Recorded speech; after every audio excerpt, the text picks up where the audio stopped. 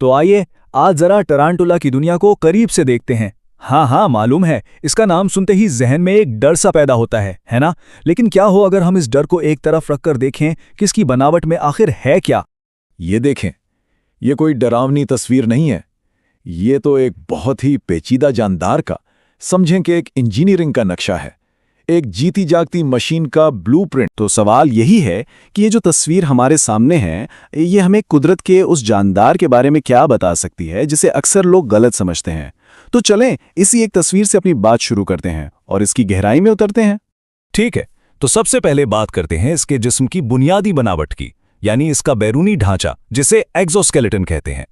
अब देखें, जितनी भी मकड़ियां होती हैं ना, उनकी तरह टेरेंटुला का जिस्म भी दो मेन हिस्सों में बटा होता है, और ये जो तकसीम है ये उसके चलने फिरने और जिंदा रहने के लिए बहुत बहुत जरूरी है।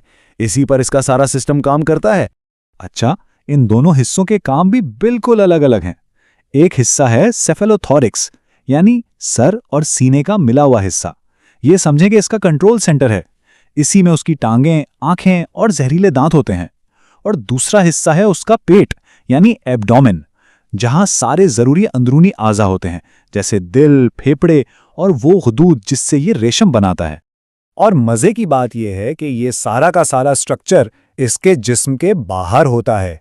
ये उसका एक्सोस्केलेटन है, मतलब एक कुदरती आर्मर की तरह, जो न सिर्फ उसके नाजुक अंदरूनी हिस्सों को बचाता है बल्कि इसे सहारा भी देता है। तो जिस्म की बनावट तो हमने देख ली, अब जरा इन चीजों पर नजर डालते हैं जिनसे ये अपनी दुनिया से इंटरैक्ट करता है, यानी इसकी टांगें, इसके सेंसर्स और हाँ, इसके जहरीले दांत। 10 1 मिनट बस, ये नंबर यहां क्या कर रहा है? ये इस आम सी बात को चैलेंज करता है जो हम सब मकड़ियों के बारे में जानते हैं। सवाल तो यही है ना, कि अगर मकड़ियों की 8 टांगें होती हैं तो फिर इस नक्शे में 10 चीजें क्यों नजर आ रही हैं? बहुत दिलचस्प बात है। चलें इस पहेली को बूझते हैं।